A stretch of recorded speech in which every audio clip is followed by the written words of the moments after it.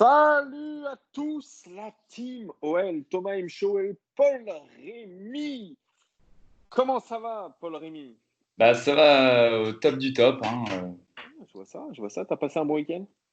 Ouais, bah, j'ai suivi le match, hein, comme vous tous, j'imagine. J'espère que vous allez Ouais, bien, la team. ouais, tout le monde va bien. Tu sais, après une victoire, hein, et puis surtout après la reprise du football, enfin, tout le monde va bien. Ouais. Alors, qu'est-ce que tu as pensé de ce match globalement? Alors, globalement, oui, rien d'étincelant. Franchement, j'ai pas trouvé la rencontre hyper exceptionnelle. Alors, déjà, l'OGC Nice, ça se voyait que c'était leur premier match de prépa parce qu'ils étaient très, très émoussés. C'était très, très confus. Nous, il y avait une certaine maîtrise technique, mais pour la première fois, tu vois, depuis l'arrivée de Rudy Garcia, il y a une cohésion, il y a un collectif. Ça se voyait, il y avait quand même un jeu assez léché, même si des fois c'était quand même pas mal confus également. Euh, comment dire, Dembélé vendangeait, Kadewere vendangeait aussi. Mais c'est deux choses que j'ai appréciées en regardant la rencontre. Toi, tu as vu de la cohésion et du collectif. Finalement, ce stage à Evian, bah, tu es d'accord avec Garcia, il était plutôt bénéfique et il a permis de resserrer les liens dans le groupe. Ouais. Mais après, j'espère que ça perdurera. Moi, je veux voir ça Ouais, ouais. jusqu'à la mi-saison, jusqu'à Noël. Et là, on pourra se dire, là, l'équipe commence vraiment à progresser, à avoir une identité. Ouais, je suis d'accord, je suis d'accord. Est-ce que tu as vu quand même, oui, alors tu parles d'identité, est-ce que tu as vu quand même un fond de jeu hier? Est-ce qu'il y a des choses qui t'ont plu, où tu te dis, je suis rassuré, il y a peut-être les bribes d'une identité qui sont en train de se mettre en place? Alors, oui, alors il y a eu quand même quelques bels enchaînements de passes, j'ai trouvé Ouais, au milieu de terrain. Alors, le duo Guimarães, Lucas, je suis fan ouais. parce que Lucas, pour moi, je pense qu'il peut faire oublier Lucas Touzard, même si Lucas Touzard, j'ai un énorme respect pour lui.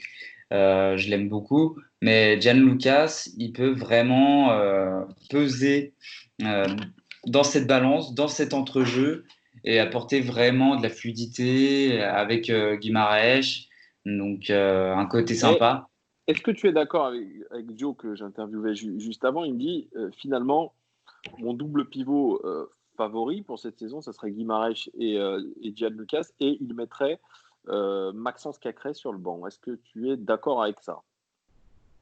Alors Cacré, oui. Alors je vois toutes ces rumeurs, même la rumeur enfin la bombe qu'a lancé Govou, comme quoi il serait prêté. Non, non. Ah ouais? Il faut Quand qu'il il a dit fasse ça? partie. Ouais, il a vraiment dit ça. Franchement, j'y crois pas un instant parce que franchement, il a les qualités pour jouer en équipe première. Il a un jeu léché. Enfin, même s'il manque un peu de maturité dans son jeu, c'est normal, il est jeune. Mais enfin, il va Mais tu le progresser. mets, tu le mets remplaçant ou titulaire alors, Max Cacré? Mais je le mets, oui, dans la rotation, sûr. Tu le mets dans la rotation, mais pas titulaire. Pour toi, les titulaires doivent être Gian Lucas et Guimarães au milieu. Ah oui, Enfin, oui, en oui, tout oui. cas, s'il y a un double pivot, on joue en 4-2-3. Ouais, c'est ça. Ouais, exactement. Et dans un 4-3-3, ça voudrait dire qui tu mettrais alors dans ce milieu de terrain en 4-3-3? 3-3, bah déjà, donc Guimarães, Guimarães? Gianlucas et Cacré. Parce que pourquoi je mets de côté Mendes? Parce que c'est pour Ouais, lui ouais, il y faire a comprendre. Mendes aussi, on l'oublie, mais il y a Thiago Mendes aussi. Mais tu vois, c'est pour lui faire comprendre que euh, mon gars, en gros, c'est l'année où tu dois vraiment te sortir les doigts, quoi. Bref, ouais. Où vraiment tu dois retrouver le niveau qu'on a vu au LOSC avant qu'on t'ait recruté, parce qu'on n'a pas dépensé 27 millions pour rien, quoi. Ouais, exactement, je suis d'accord avec toi. Et en termes de satisfaction, qu'est-ce qui t'a plu encore en termes de joueur? Celui qui t'a Deux peut-être marqué le joueurs. plus? Alors, il y a Melvin Barr. Pour moi, Ouais. on doit le retenir. Il doit faire partie de la rotation. Parce que je pense qu'il peut faire le taf, il peut progresser. Ça peut être une sacrée révélation. Alors, je dis pas qu'il faut lui faire jouer 40 matchs dans la saison, mais enfin, voilà, 15-20 matchs, je pense que c'est déjà pas mal. Alors Mais oui, alors n'oublie pas qu'à gauche, il y a du monde aussi. Il y a Koné, il y a Marsal. À droite, c'est et- la même chose. Tu as du Tété, tu as du Dubois, tu as du Raphaël.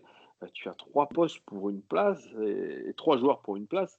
C'est beaucoup. Ça veut dire que si tu mets Melvin Barr dans la rotation, tu es obligé forcément à un moment donné de te passer d'un des trois joueurs, même si on l'a fait cette saison, mais ça n'a pas été extraordinaire. Le poste de latéral droit à trois places, ça a été compliqué. Bon, à un moment donné, enfin compliqué au début de saison, je m'entends, puisqu'après il y a eu la blessure du Bois, donc ça a simplifié tout ça. Mais forcément, là, il y a embouteillage quand même. Ouais, c'est vrai. Mais alors, par exemple, Youssouf Koné, en première mi-temps, je sais pas, je l'ai trouvé perdu. Je l'ai trouvé paniqué. Ouais, je suis d'accord. Il se faisait souvent déborder. Ouais, Enfin, je exactement. sais pas, il bégayait un petit peu. Et du coup, je me disais, oulala, mais qu'est-ce qu'il va nous faire encore cette saison? Mais bon, après, je me suis dit, bon, quand même, mon gars, c'est que le deuxième match de préparation, calmons-nous. Mais enfin, après, en deuxième période, je l'ai trouvé un petit peu mieux. Il était un peu plus en dedans, il était plus productif, mais après, bon, voilà, faut voir.